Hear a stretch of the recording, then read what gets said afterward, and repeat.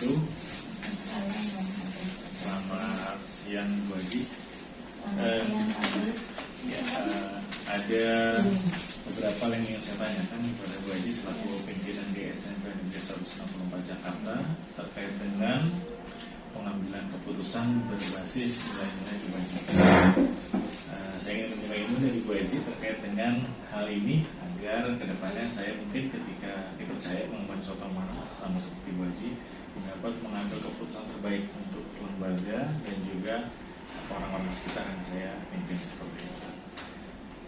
Pertanyaan pertama Bu Haji, selama ini bagaimana Ibu dapat mengidentifikasi kasus-kasus yang merupakan dilema etika atau rujukan moral?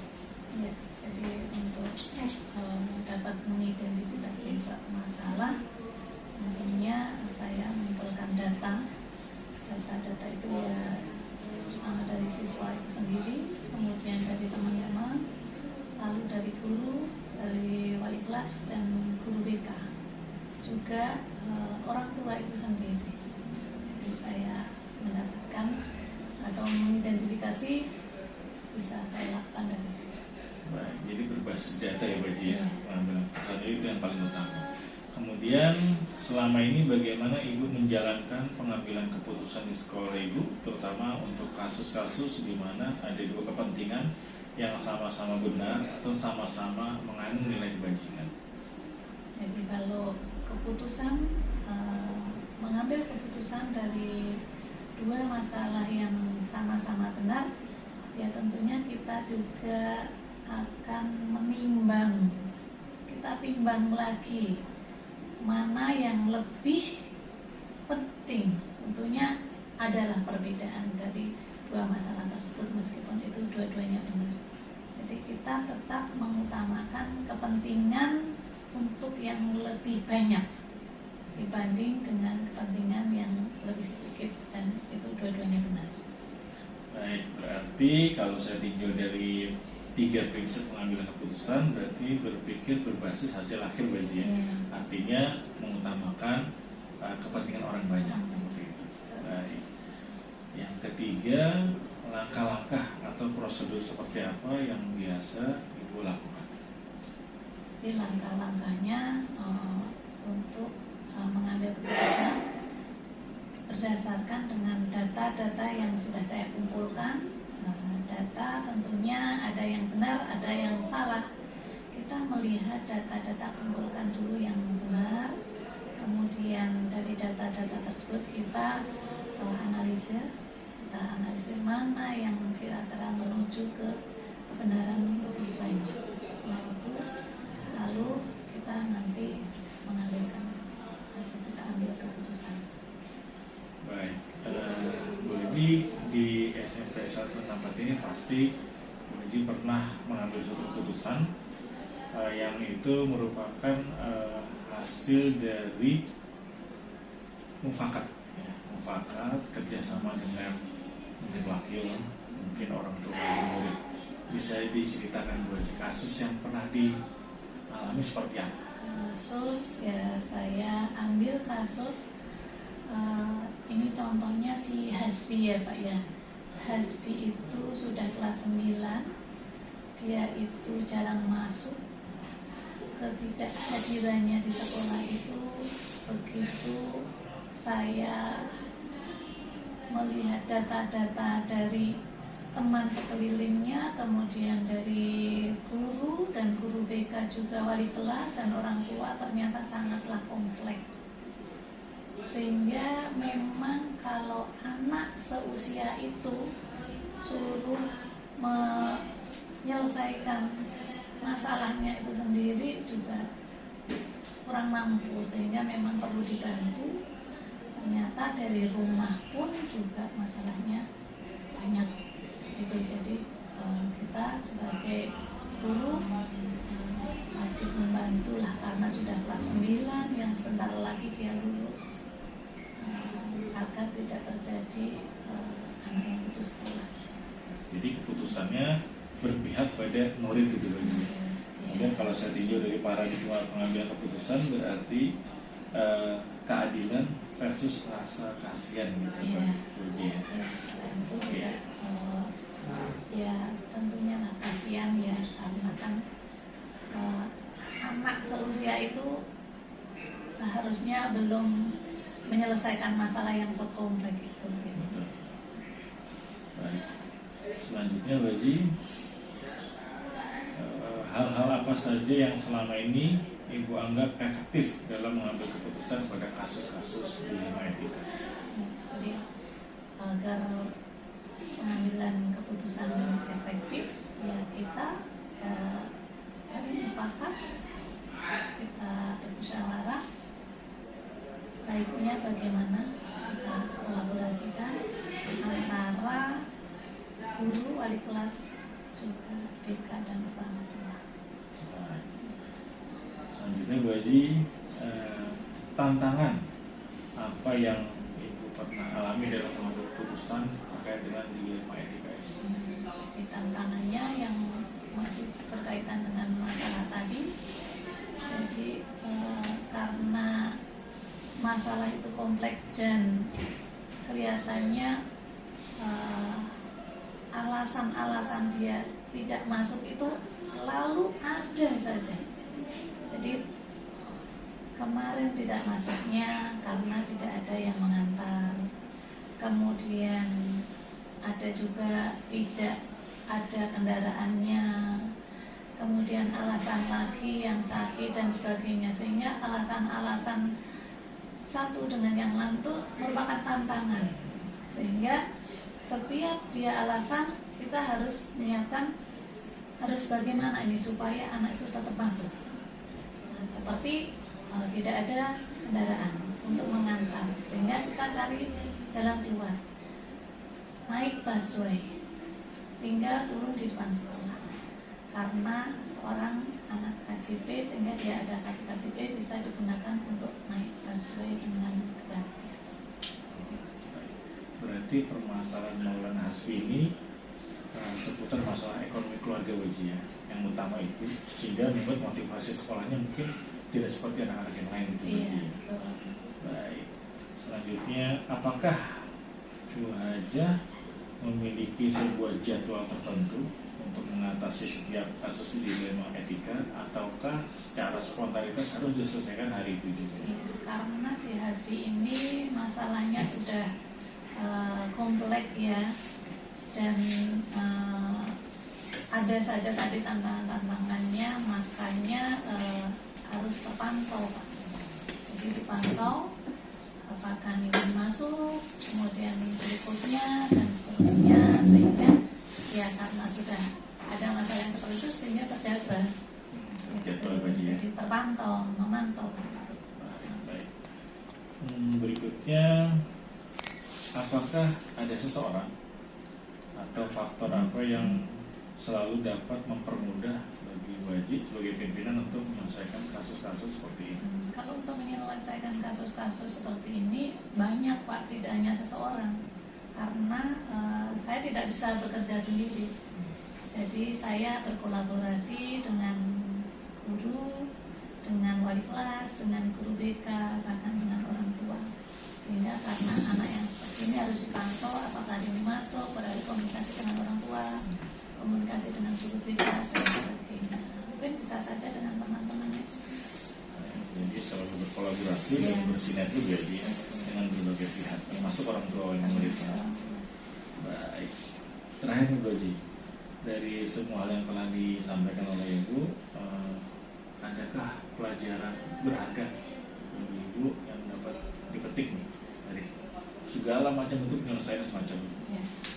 Jadi sangat berharga itu Pak, pelajaran masalah yang dialami oleh Hasbi, karena ini tidak hanya sebentar masalahnya, sehingga perlu saya informasikan lagi kepada Bapak Ibu guru, juga kepada guru BK untuk komunikasi ya, komunikasi secara dini pada waktu anak-anak itu mulai ada masalah, sehingga tidak berlarut-larut lagi masalahnya. Selain komunikasi juga harus kolaborasi, tidak bisa akan bekerja sendiri. Nah, dengan demikian adanya komunikasi dan kolaborasi secepatnya masalah itu akan terselesaikan. Nah, intinya komunikasi, kolaborasi, dan tidak ada pembiaran Bu Haji ya. Jadi harus cepat ditangani agar cepat selesai dan tidak menambah kemana-mana. Baik, terima kasih Bu Haji atas waktunya. Demikian pembicaraan kita pada hari ini.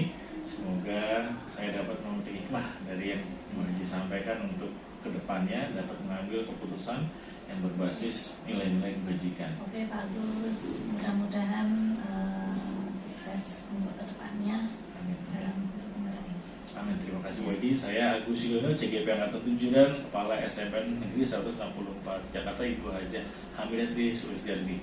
Terima kasih. Wassalamualaikum warahmatullahi wabarakatuh. Waalaikumsalam warahmatullahi wabarakatuh. Assalamualaikum warahmatullahi wabarakatuh. Selamat siang Pak. Waalaikumsalam warahmatullahi wabarakatuh Pak Gus. Baik, gimana Pak kabar ya Pak? Alhamdulillah baik, Sehat ya? alhamdulillah sehat. Agus gimana nih kabarnya? Alhamdulillah sehat.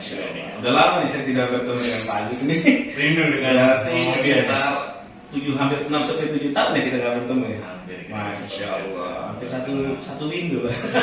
Di Kota Malang Bali, melihat kondisi Muhammadiyah sudah sukses seperti ini. Salut Amin. Bapak. Doa. Dan ini bentuk perjuangan Pak Agus juga dulu. Ada investasi Pak Agus nih. Amin. Semoga jadi berkah bagi kita semua. Amin. Oke Pak, pada yang saya tanyakan ini terkait dengan pengambilan keputusan yang berbasis nilai-nilai kebajikan. Pertanyaan pertama adalah selama ini bagaimana Pak Aep dapat mengidentifikasi kasus-kasus yang merupakan dilema etika atau kebajikan moral? Ya, tentu dilema etika ya atau kebajikan moral memang ini adalah berkacanya melihat kondisi pasti setiap lembaga terutama sekolah ya pasti akan dihadapkan dengan persoalan itu karena sekolah itu berhubungan dengan makhluk hidup, dengan siswa, dengan orang tua, sehingga pasti dilema etika ini pasti ada. Dan di SMA Muhammadiyah 3 Jakarta kasus ini juga pernah ada. Kondisinya saat ini baru terjadi. Terjadinya gini, ada anak kami kelas 12 itu dari sisi IT luar biasa. Bahkan saat ini dia apply di Indonesia Maju. Itu ada sebuah lembaga yang beasiswa. Dia dapat masuk ke sana lolos dan dia diterima saat ini sudah dia apply ke 5 kampus di dunia. Salah satunya di Australia dan dia sudah diterima di Monash University kemarin. Nah, kasus yang terjadi adalah anak ini saking pintarnya karena di SMA Muhammadiyah 3 sekarang sudah full digital. Mulai dari administrasi guru, ulangan segala macam. Nah, ada anak itu kita punya administrasi namanya Kurmuga. Nah, Kurmuga ini sama anak dibuka. Dia bisa membobol ternyata. Nah, semua administrasi guru dibobol sama dia. Nah, ini ada termasuk tadi dilema etika. Sudah kelas 12 dan sudah terdaftar juga sebagai sudah diterima di Monash University dan dia melakukan pencurian ibaratnya soal. Nah, akhirnya kasus ini gimana? Kita telusuri dengan tim IT kita, dengan staf kurikulum, akhirnya ketangkap ketemu. Akhirnya gimana konsekuensinya? Nah, tentu kita harus melihat berbagai macam sisi yang harus kita tidak bisa dari satu sisi saja. Akhirnya kita panggil anak ini 2 anak, tapi yang jadi otaknya 1 anak yang diterima di Monash University. Akhirnya kita panggil, kita tanya kepada mereka, tanya dia, akhirnya dia ada kekhawatiran, tidak pede karena takut nilainya turun. Karena memang selama 1 semester ini dia sudah pembinaan dengan ini badan yang beasiswa ini, karena dia harus belajar salah satu syarat untuk lolos itu. Akhirnya karena ada bujukan dari temannya, dia bisa membongkar, akhirnya kebongkar dan dia membongkar soal untuk mendapatkan nilai. Nah, akhirnya sanksinya seperti apa? Tapi kita dari SMA Muhammadiyah 3 itu memberikan sanksi sanksinya adalah keputusannya yang mendidik, bukan sanksi yang memang dia harus mengakui kesalahannya. Dia sudah mengakui, sanksinya itu bukan sanksi yang bersifat yang dia dikeluarkan. Kalau kami lebih itu adalah sanksi yang terakhir. Karena track record anak ini adalah baik dari awal dan hari di akhir ketahuan sudah lebih baik. Nah, akhirnya kita berikan sanksi, salah satunya adalah sanksi bagaimana dia dilakukan pembinaan. Nah, sanksi yang pertama kita lakukan kepada mereka adalah pertama, selama bulan Ramadan ini kita di SMP Muhammadiyah 3 ini ada anak binaan. Dan itu setiap selama bulan Ramadan itu ada kegiatan taraweh, mengaji, dan ada pembinaan kultur. Nah, dia selama 1 bulan diminta untuk kerja sosial untuk itu, untuk melakukan kegiatan pembinaan itu terhadap anak-anak binaan dari anak-anak di sekitar sini, anak yang tidak mampu sama anak-anak miskin. Yang kedua sanksi, dia banyak sanksinya. Yang kedua sanksinya, dia harus kerja sosial di panti jompo. Itu selama 2 minggu dia nanti di sana. Yang ketiga, dia wajib meresume buku yaitu tentang sirah nabawiyah, sifat-sifat Nabi. Supaya apa? Dia bisa melihat bagaimana si Nabi bersikap terhadap kehidupan ini. Jadi dia, nah ini salah satu contoh di SMA Muhammadiyah kasus dilema etika. Oke, baik. Kalau saya cermati Pak Ed, berdasarkan paradigma mengambil keputusan ini, sepertinya Pak Ed sebagai pimpinan itu melihat jangka panjang dan jangka pendek ya dari masa depan. Betul. Kemudian juga kalau saya lihat juga berdasarkan pengambilan keputusan nih, berpikir berbasis rasa peduli ya. Betul. Terhadap masa depan anak. Masa depan anak juga. Baik. Oke, baik. Berikutnya, selama ini bagaimana Bapak menjalankan pengambilan keputusan di sekolah Anda, terutama untuk kasus-kasus di mana ada 2 kepentingan yang sama-sama benar dan sama-sama mengandung nilai kewajiban? Oke. Jadi kalau saya mengambil sebuah keputusan, mekanismenya pertama dilihat tatarannya dulu. Dan saya sebagai kepala sekolah tidak terjun langsung biasanya. Jadi ada tim, kalau kasus ini adalah kasusnya kesiswaan, maka wakil dan staf kesiswaan itu dulu yang menelusuri, mencari masalah-masalahnya. Masalah di siswa apa, sudah dapat informasi segala macam, lapor ke kepala sekolah. Dan dari situ kita harus melihat juga bukan hanya dari sisi anak saja, bukan dari hanya sisi dari orang tua, tapi dari keseluruhan. Nah, nanti kita lihat dari sisi berikutnya. Kalau dari kurikulum juga sama, dari sisi-sisi mana. Nah, keputusan itu nanti sudah kita dapatkan. Jadi kita harus mempunyai alat buktinya dulu. Nah, ketika mempunyai alat bukti ini dan ada permasalahan yang tadi sama-sama dilematis itu, maka arulnya kita itu cari dulu buktinya segala macam. Nah, setelah itu baru kita ambil langkah selanjutnya. Dan kami itu segala sesuatunya sanksi itu berupa tadi pembinaan. Tetapi di akhirnya ketika sudah melakukan pembinaan tidak bisa masih melanggar, maka akhirnya memang dikembalikan ke orang tua. Tetapi itu berproses dan semua berbasisnya adalah data. Semua berbasis data yang harus kita kumpulkan supaya nanti ketika pengambilan keputusan permasalahan ini kita tidak salah dan juga tidak menzalimi seseorang. Gitu. Jadi tapi kalau sudah berkuat, data kita sudah kuat, maka baru kita akan selesaikan permasalahan itu. Jadi prosedurnya itu paling utama adalah pengumpulan data. Betul, data-data permasalahan. Baru kemudian bekerja sama dengan wakil mengumpulkan data, betul.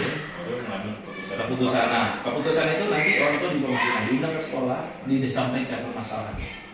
Baik. Nah, berikutnya baik. Hal apa saja yang selama ini Bapak anggap efektif dalam pengambilan keputusan pada kasus dilema etika? Efisiensinya sih kalau pengambilan keputusan ya, pertama tadi berbasis data karena memang itu yang penting. Yang kedua, kita lakukan tracking pembinaan. Nah, di situ kita sampaikan. Nah, kita juga namanya juga di sini ada namanya sistem pembinaan berjenjang.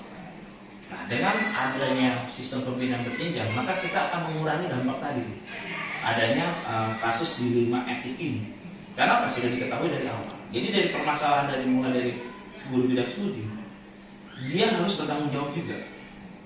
Terus kalau ada permasalahan di situ, maka dia harus wajib lapor ke wali kelas atau pembimbing akademik. Ketika wali kelas sudah hadir, sudah belum selesai juga, maka dia lanjut ke tahap berikutnya BK. Setelah BK berarti dia harus membisit dulu. Setelah membisit dapat masih permasalahan belum selesai, naik ke tingkatnya selanjutnya. Kalau dia masalah kurikulum, maka dia selesaikan oleh kurikulum. Orang tua dipanggil ke sekolah sama anaknya, diselesaikan. Nggak selesai, maka tahap terakhir adalah di kepala sekolah.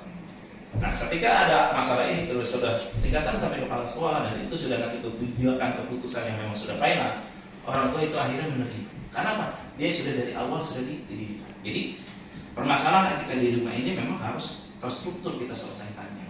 Jadi nggak bisa kita langsung serta-merta langsung menyalahkan anak, menyalahkan gurunya atau kasus segala macam. Maka keputusan itu memang dari awal juga kita buat sistem namanya pembinaan berjenjang, sehingga dengan pembinaan berjenjang ini bisa menghasilkan keputusan yang benar-benar adil dan benar-benar memang itu sesuai dengan konsekuensi yang dilakukannya. Baik, sebelum yang Bapak uraikan tadi, apakah ada semacam pengambilan tindakan oleh wakil atau Bapak berupa kegiatan coaching terlebih dahulu, coaching terhadap anak itu, artinya bagaimana pihak sekolah itu menggali potensi yang ada pada diri anak untuk kemudian dia bersedia untuk memperbaiki diri. Nah itu yang kita sebut coaching itu di kita namanya pembinaan. Jadi gini, kalau kita melakukan anak-anak melakukan tindakan kesalahan yang kategorinya masih ringan, maka kami kirim ke Sayap Ibu, panti asuhan Sayap Ibu. Nah di situ adalah bagaimana anak sebenarnya disadarkan Anda itu beruntung masih bisa sekolah dan masih punya orang tua. Ketika kita kirim ke panti jompo itu, di situ adalah sisinya bagaimana? Di situ adalah anak-anak yang tidak beruntung. Kenapa? Anak yang lahir karena cacat dibuang oleh orang tuanya. Anak yang lahir tidak diinginkan. Jadi kita kirim ke anak kita sebagai bentuk coaching pembinaan akhlak supaya Anda tuh beruntung. Nih lihat di panti itu ada anak cacat yang dibuang oleh orang tuanya, ada anak yang ditelantarkan orang tuanya, Anda beruntung. Jadi sisi sosial dan respeknya yang kita coaching. Kalau sudah selesai kerja sosialnya itu dia kembali. Nah, tapi ada poin-poin yang memang krusial itu tidak bisa hilang. Dia masih tetap melekat di anak itu. Tapi ketika itu dia lakukan setelah melakukan coaching itu dan dia berhasil berubah, maka insya Allah aman sampai dia selesai. Tapi kalau ada masalah lagi, tahap berikutnya lanjut ke panti jompo. Kita berharap apa pembinaan selanjutnya? Anak ke panti jompo supaya anak-anak ini berpikir sadar, Anda itu ke depan kalau tidak berubah, tidak menjadi baik, tidak mau bekerja keras, kalau hanya melakukan segala macam, nanti lihat di panti jompo. Banyak anak-anak orang tua di panti jompo itu sebagai besar itu adalah di Indonesia ini, khususnya yang kita kerjasama, itu adalah gepeng yang tertangkap razia. Jadi kalau Anda tidak memperbaiki diri Anda, maka Anda akan menjadi seperti itu. Nah terakhir, kalau masih berubah juga, kita ada tahapan selanjutnya adalah itu ke tentara. Itu final, pembinaan yang final. Itu bisa sampai 3 hari 2 malam mereka di sana, pulang-pulang. Tapi saya sudah sampai tentara, alhamdulillah rata-rata berubah sifatnya gitu. Jadi ada pembinaan seperti itu yang terlakukan. Oke, berikutnya baik. Apakah Bapak memiliki sebuah jadwal untuk menyelesaikan kasus dilema etika? Apakah Bapak langsung menyelesaikan di tempat itu jika terjadi kasus, atau Bapak memiliki prosedur yang dilakukan di tempat lainnya? Oke. Jadi kalau kami di SMA Muhammadiyah 3, ketika ada suatu permasalahan, maka 1 kali 24 jam harus sudah selesai. Jadi kita punya tagline, permasalahan apapun, komplainan apapun, itu 1 kali 24 jam harus selesai. Nah maka ketika memang masalah itu mendesak harus diselesaikan, tapi kita proses dulu, kita analisis dulu. Ketika memang permasalahannya yang agak kompleks, kita harus punya data dulu. Nah, tapi kalau permasalahannya kita sudah dapat data segala macam, maka hari itu pun bisa selesai. Mungkin dalam waktu, kalau memang sudah 1 jam juga bisa selesai, otomatis juga bisa selesai. Jadi melihat, jadi kita punya tagline, ya hari itu harus selesai permasalahan. Karena apa? Ketika permasalahan kita diamkan dan berlarut-larut, itu nanti dampak psikologis juga buat siswa itu. Dampak juga gak bagus juga buat sekolah. Kok nih ada permasalahan sekolah dianggap tidak peduli, kok membiarkan. Nah itu jadi kita ketika ada masalah itu 1 kali 24 jam harus selesai. Cuma mungkin berat tidaknya kasus tergantung dari lamanya pembinaan. Betul. Oke. Selanjutnya, adakah seseorang atau faktor apa saja yang dapat mempermudah Bapak untuk melakukan pengambilan suatu keputusan terkait kasus dilema etika ini? Ya, tentu untuk pengambilan keputusan saya akan merujuk dari hasil di lapangan yang kita temui.